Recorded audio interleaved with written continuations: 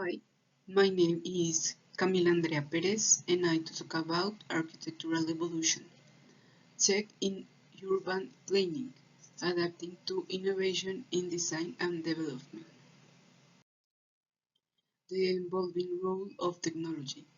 Technology is constantly reshaping architecture and urban planning. From design to construction, new tools enhance our capabilities and improve efficiency.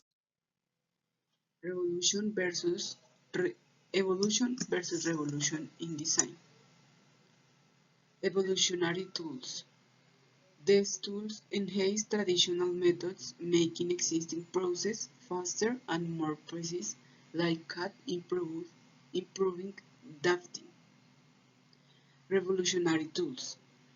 These introduce entirely new ways of working, creating possibilities previously unimaginable, such as AI in urban design. Evolutionary advancements in practice.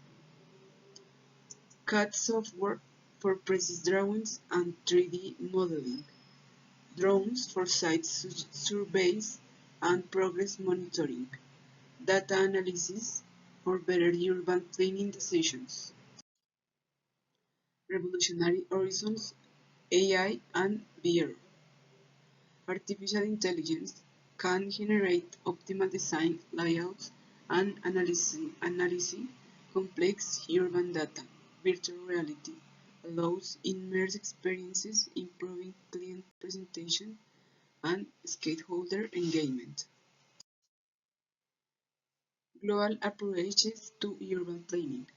Western urbanism often focuses on individual spaces, private ownerships, and efficient transport, with emphasis on digital integration from planning to management. Eastern urbanism emphasizes community public spaces and mixed-use development, increasingly incorporating smart cities technologies for collective benefits. Future of architectural practice.